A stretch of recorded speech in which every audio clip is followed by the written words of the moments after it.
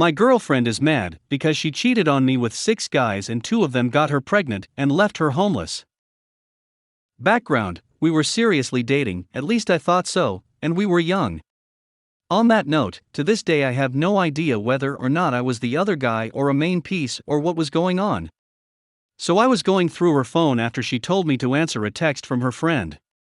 She got multiple texts from a couple of people, while I was in the midst of answering the stated text and considering that she told me to answer it for her. I just went ahead answering them. She was getting ready to go out with me, and left her phone next to me while she finished dolling herself up for a date. One guy who had just been recently released from prison after was texting her, and I found out through reading back all the stuff they were sending that she was seeing him as well as me, but with no mention of me. I connected the dots of when she couldn't see him, she would say she was working though she was really with me. Months of this had been going on, months. I discovered the time that when she told me that she was late, not that we would ever do anything, and even though we weren't doing it like that, she still told me that she was late, and it was because she was sleeping with this guy's brains out. It sounds creepy, but I generally keep track of the girl I'm with, so I know when she's going to be witchy, and when I need to go out and get her stuff for that time of the month. I screen capped about 2 months worth of texts and sent them all to me, but was careful to not let her know and even managed to delete the caps I sent to myself so it looked like I hadn't sent them. I almost forgot to mark them as unread so she wouldn't know that I had seen them. Still following? Good. So I've told different versions of this story leaving out a lot of detail, but this is mostly the full story. So we went on the date we were going on and that was that. A week or so later when I knew she'd be busy, I dropped by to let her parents know about what was going on, and that I'd not be seeing her anymore, she just didn't know yet. I dropped that bomb on them, and they were absolutely mad at me for breaking up with her through them. They did settle down enough to talk to when I told them exactly what I had found and why. I sent them the screen caps I had taken over a week ago, and that they might want to check her phone to see what else she was doing that they didn't know about. I went through a detailed explanation about what I knew about the person, and checked off points on a list that she was really not going to be in a good situation if she was with him. They didn't believe me, or rather they didn't want to believe me that their daughter would do something like that to such a nice guy like me. They hated me for a time and things were awkward, and I quickly left that conversation in-house. I never looked back, but months later they were going through my checkout line, and made a huge apology for what happened, and then filled me in on what had happened since that night. I revealed that their daughter wasn't as great of a person as she seemed to be. Turns out that they had found at least 6 other people that she was dating, and that she had intended on running off with another guy just weeks after I had shown them what I did.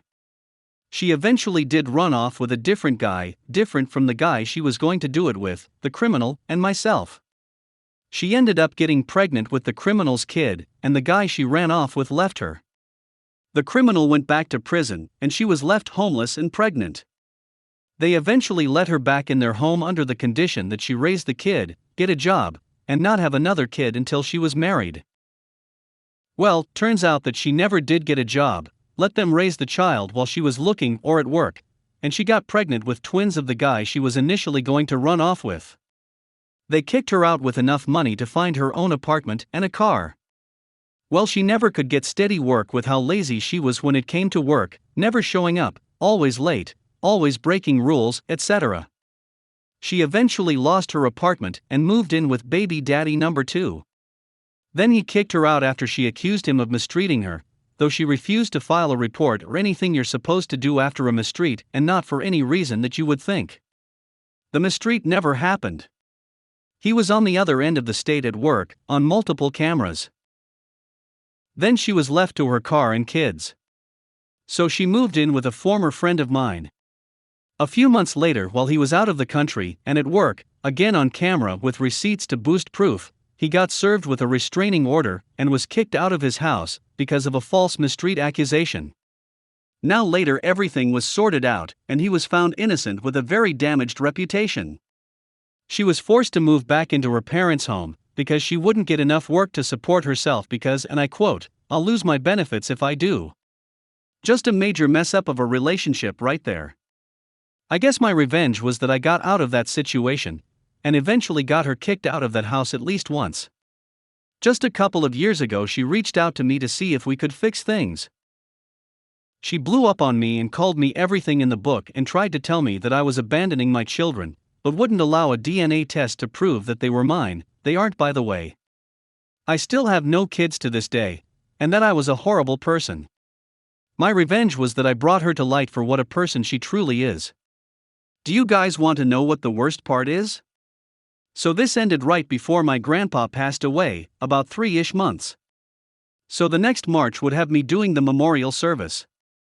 Literally zero contact with me from the point of a fight that happened 3 weeks or so after I broke up with her.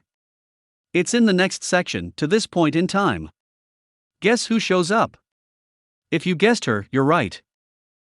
So I've let other people take over and share things after I did. I'm sitting out in the hall on the steps in the church, right where my grandpa fell and broke his arm. I'm rocking myself back and forth trying to pull it together for the last bit of the service, and it's not working. I've got tears in my eyes, spilling down onto my blazer. I could hardly talk the entire day, because I'm sending off the man that made me who I am today, the one that was there through everything for me. My keeper of secrets and the person I leaned on the most. She shows up and starts berating me for not inviting her to the service, swearing up and down that it just shows how bad of a person I truly am. How I'm such a horrible person because I refuse to see her or do anything. You know, the whole works. This witch had the nerve to come to the service that I specifically didn't tell her about because, well, she's a witch, and berate me after all that happened between us and how all of this went downhill on that specific day.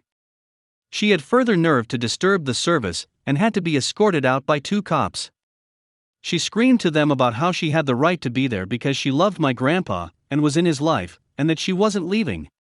I had the decency to not press charges and only have her removed, though looking back I should have, because it would have made her go to jail and prevent kids from suffering.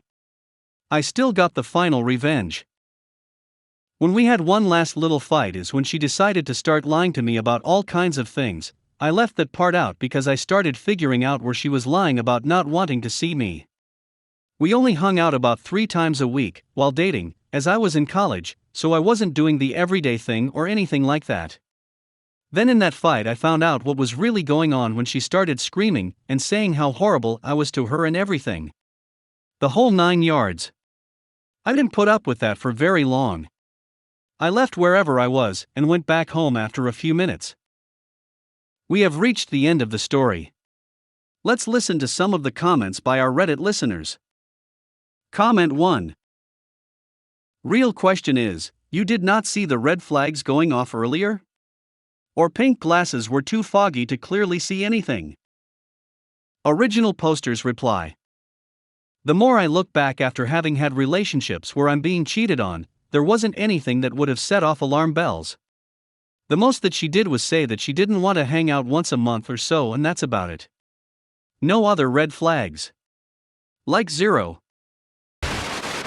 My wife cheated on me. She claims that it was not cheating because she is polyamorous. I pointed out that she never informed me of this, nor asked my consent to seek other partners. She replied that she didn't ask me because she knows I would have said no. Also, I don't have the right to control her. Now suddenly, I am the Jacka ***. In what world, on what planet did I do something wrong here? I have always tried to communicate with her, good or bad. I've never mistreated or neglected her. I'm not exactly Lothario, but I am far from impotent. Sorry to vent, guys. This just really hurts. I have a zero-tolerance policy for cheating, and now I have to put it in effect. The house is in my name. We don't have any kids. We don't even have any substantial shared assets. I want to just tell her to leave and file for a divorce. I love her, but I refuse to flagellate myself by letting my wife lay on her back for somebody else and pretend like it means nothing. Update. About an hour and a half ago, my wife figured out that I haven't come to bed all night or morning and came to talk to me.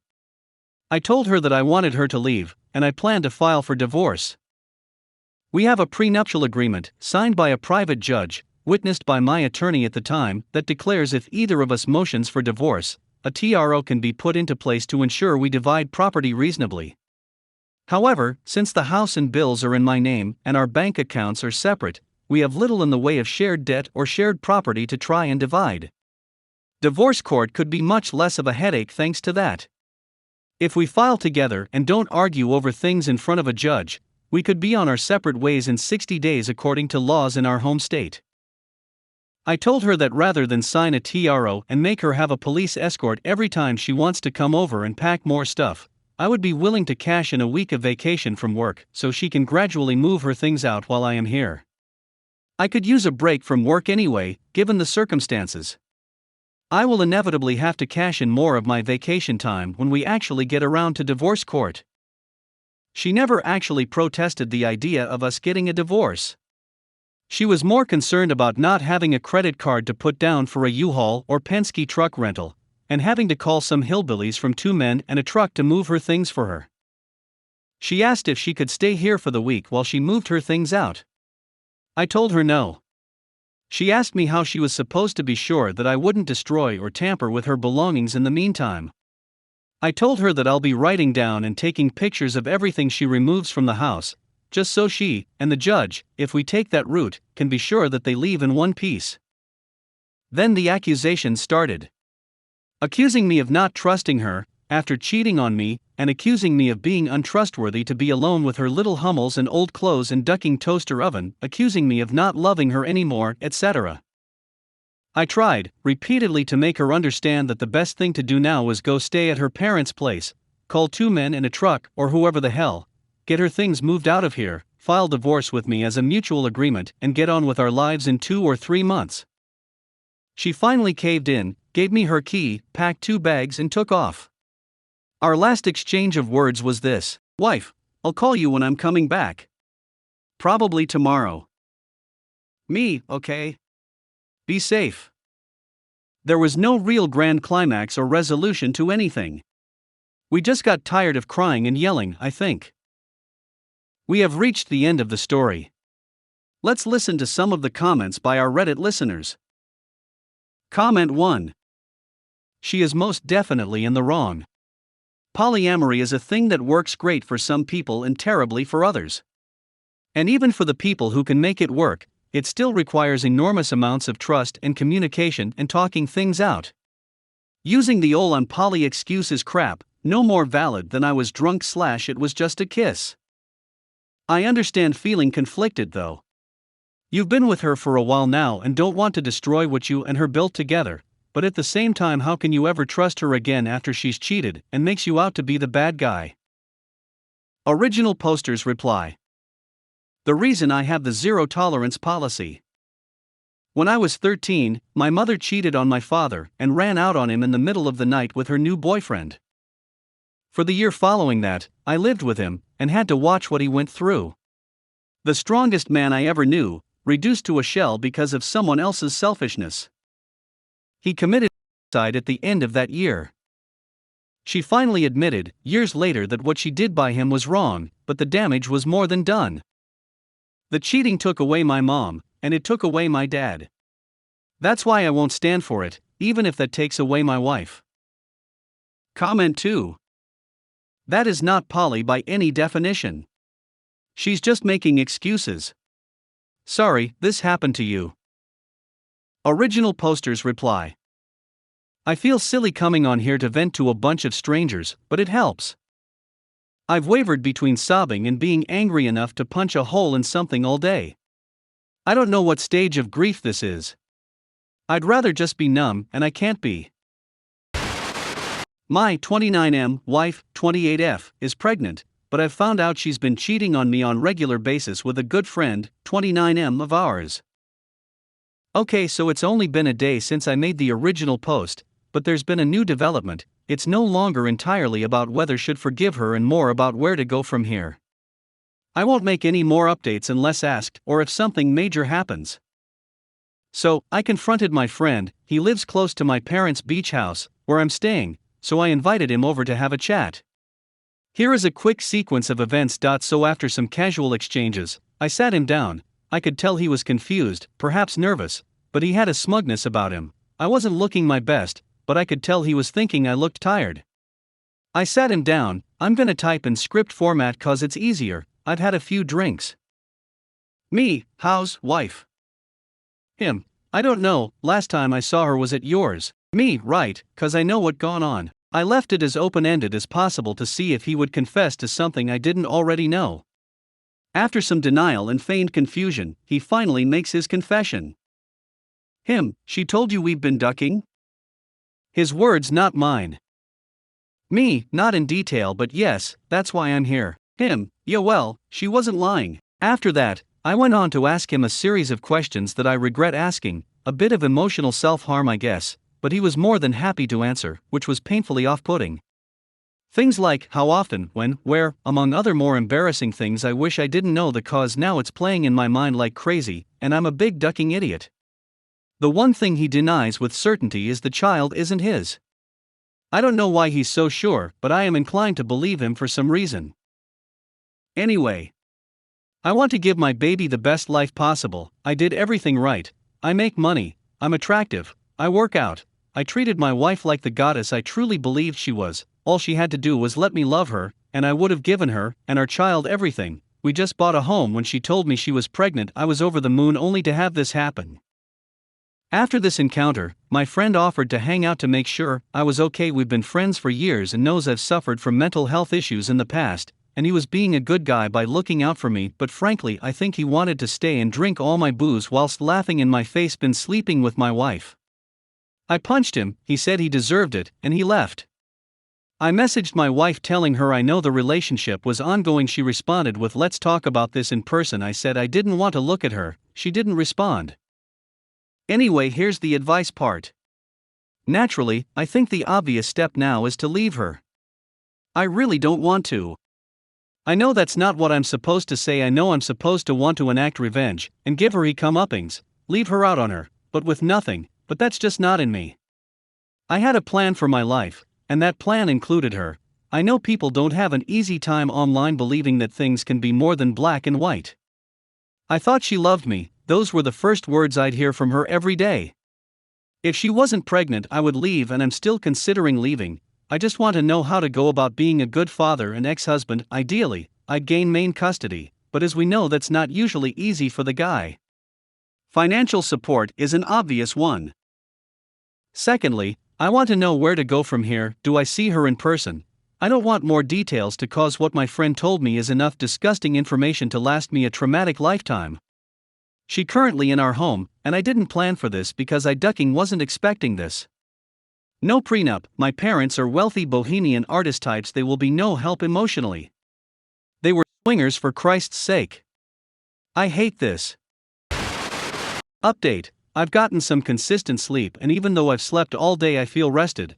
I've organized to see my wife. She said she will make us dinner, and we will sit down and discuss what happens next. I know a lot of people have said not to see her or talk to her, but I have to know why.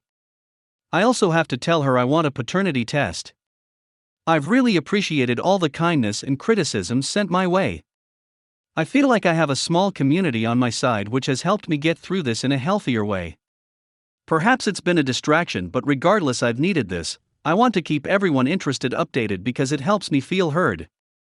Thanks again. Update 2, so the dinner happened. She made my favorite meal. She was dressed up beautifully. She was really trying to just make it hard for me. Upon entering the house, I was excited to see her. I had spent the whole time in the car practicing what I was going to say and trying to think about all the ducked up things my friend told me to work myself up, but upon entering the house and smelling her cooking and perfume, I was struggling.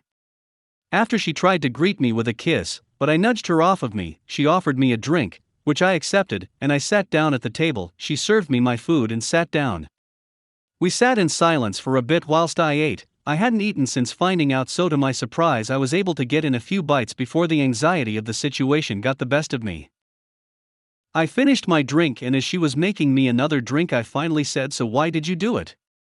Her response at first was, "I don't know." This pissed me off. How could she not ducking know? So I repeated myself. This is when she seemed to open up a little more. Perhaps she could sense I was getting frustrated. She sat down and explained to me that she just felt trapped and she just needed something separate from me, in more detail, but that was the gist. she insisted she loved me, but sometimes she needs a break from reality. I asked her if the baby was mine, she said yes. I asked her how she was certain, and she said that my friend has had a vasectomy. I feel like that's something he would have told me, so I said I didn't believe her, and I want a paternity test.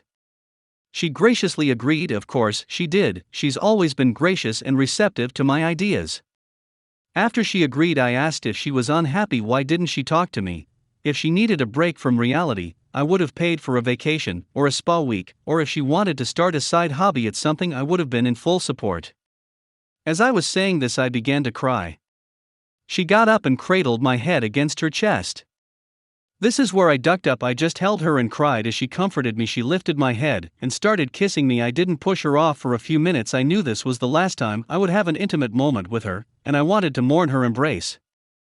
I snapped myself out of it after a while and stood up abruptly. I went to the bar and made myself one last drink and told her, after the test, we'd be getting a divorce. This is where she began to cry and kept telling me I had to be there for our baby, and she won't be able to be the best mother she can be without having her strength. I am her strength, apparently, by her side. After some back and forth, I was about to leave, but she said I should stay because I was drinking. So I did. I went to sleep in the guest room, but she insisted we just sleep in the same bed together for old time's sake. She tried to hold me in her sleep. I let her, but I remained limp in her arms. Then as soon as the sun began to rise, I snuck out. I'm back at the beach house. I called a lawyer. Last update. I am back at my home. She is also here. We are not sleeping in the same room, and no, I'm not taking her back. It'll just be easier to organize the divorce. It was my idea, not hers. We tried to have sex on my first day back. I couldn't make it work, too many images of her and my friend. She seems to have accepted the divorce. She's pleaded a little and insists she loves me. I told her I still love her, but can't forgive her after that. We haven't communicated much. I've been in contact with my lawyer. I'm meeting a girl tonight. I was not advised by my lawyer to see anyone during this time, but I need this. I'm doing better. I had a dark moment where I thought of some dark things, but quickly snapped out of it once I thought of my potential child. I also am worth so much to so many people. I am ready to play human again. I really appreciate everyone checking in on me even days later. Things have moved so fast. I'm shocked at how quickly one's life can change.